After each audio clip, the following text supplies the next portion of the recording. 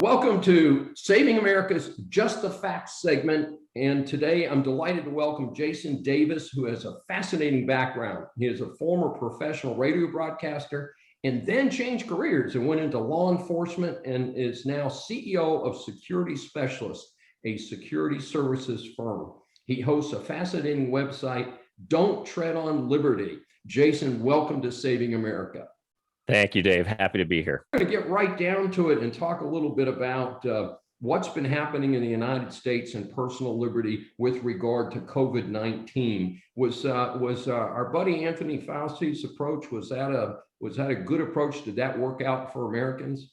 I don't think so. And I think, we have to make a point to also say that it wasn't really all him either. He's kind of been the face of it. And he's the one always talking to the news media. But in reality, there are many bureaucrats in many different agencies, and they're all responsible for what we see today. But as far as Fauci is concerned, I mean, his background speaks for itself. If you can go back 20 years and it's just one catastrophe after another, everything from HIV to SARS H1N1, this guy has messed it up. I mean, you couldn't even mess it up worse if you tried. So I think that, he messed up bad. And you continue to see that to this day. Every time he's on TV, every day, it's a news story. I mean, at first it's don't wear a mask. Then it's everybody should wear a mask. Then it's wear goggles with your mask.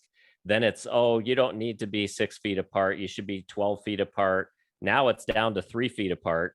Does he know anything?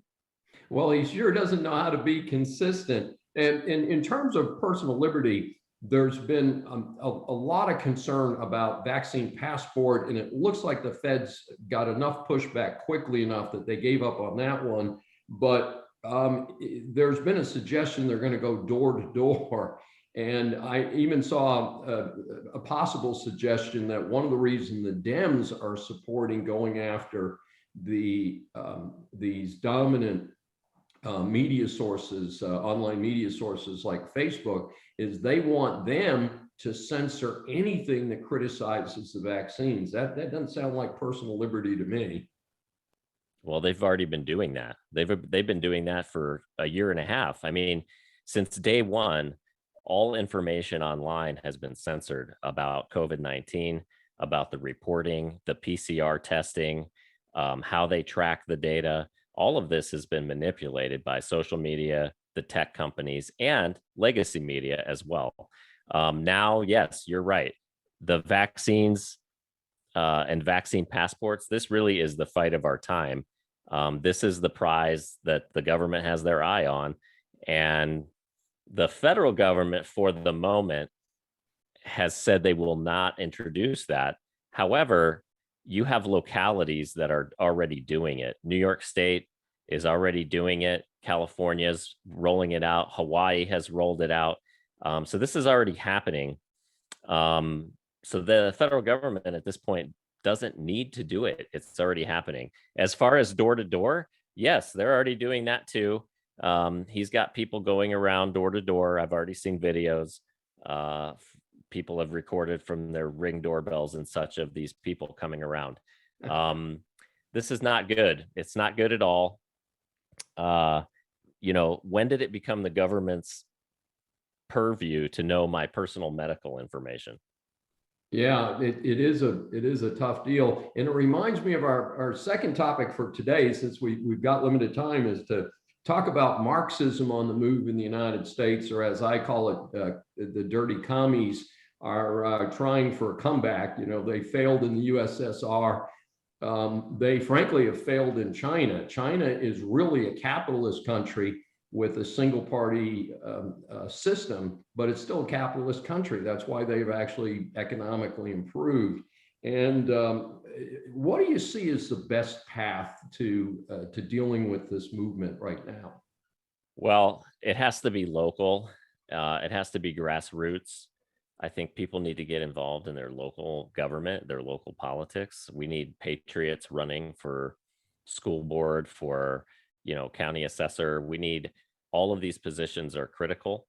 The schools is another one.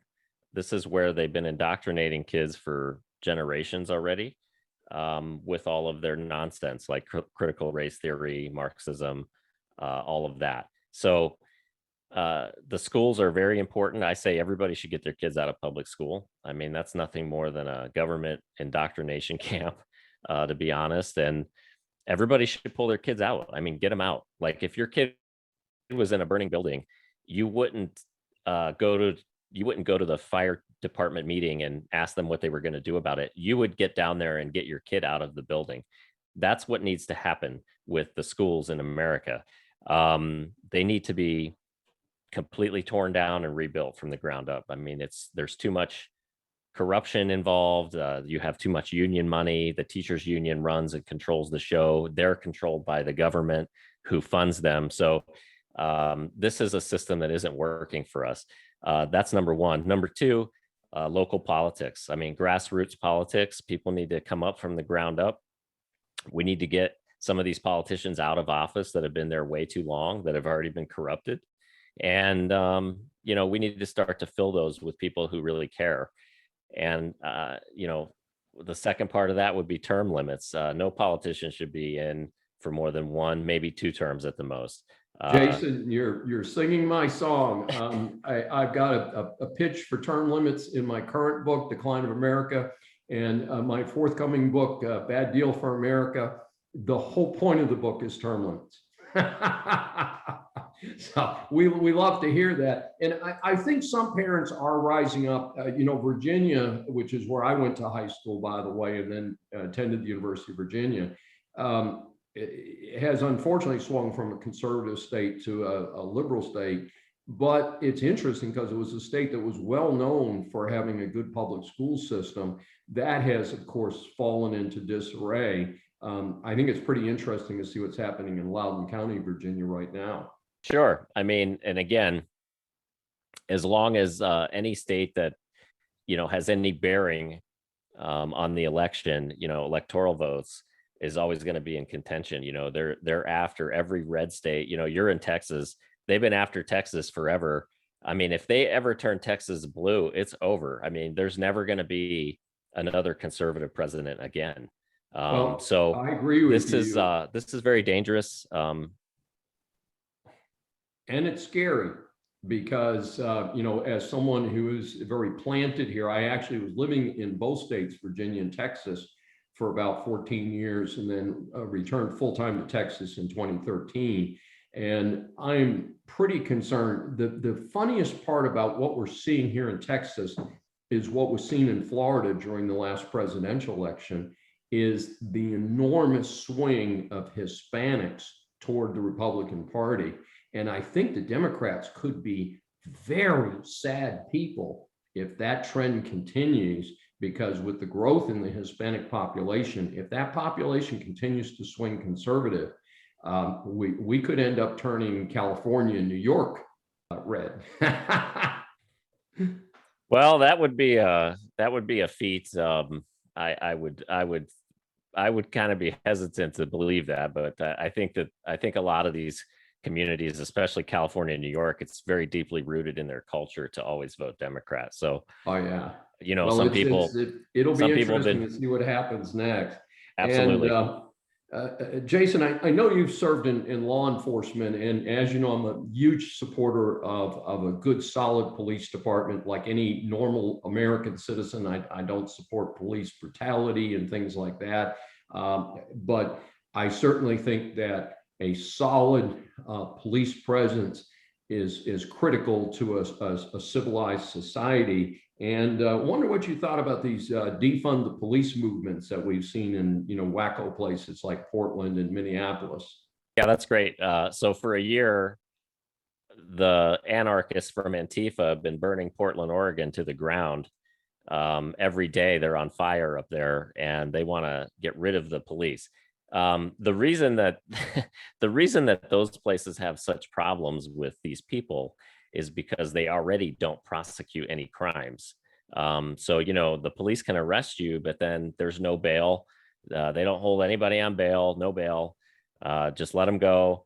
and nothing ever happens. They don't prosecute anybody. That's why you have people burning buildings in Portland, Oregon. And so, they're going to get what they deserve with that. That's all I can say. I mean, I'm sorry, you people in Portland, Oregon. I love Oregon. I think it's beautiful, but it's been ruined, and you guys have allowed it to happen.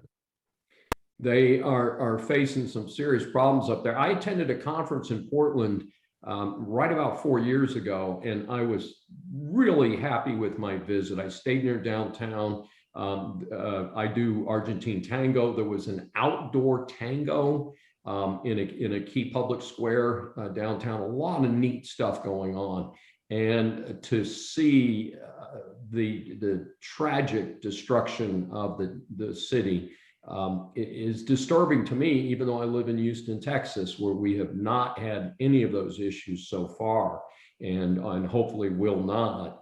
But it's a pretty interesting situation to see a city that has allowed itself to basically implode. Although a lot of the rioters, of course, are from other parts of the country. They're not native born there necessarily.